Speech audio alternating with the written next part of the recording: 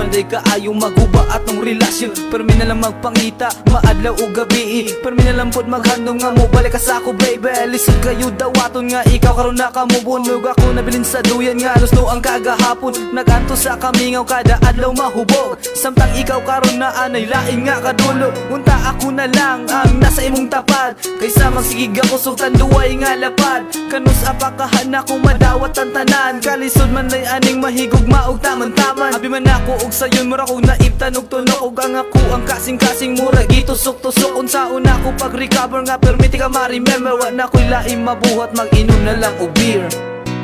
Dili ko katulog ini kagabi. Sige kog huna-huna sa tong mga kaagi.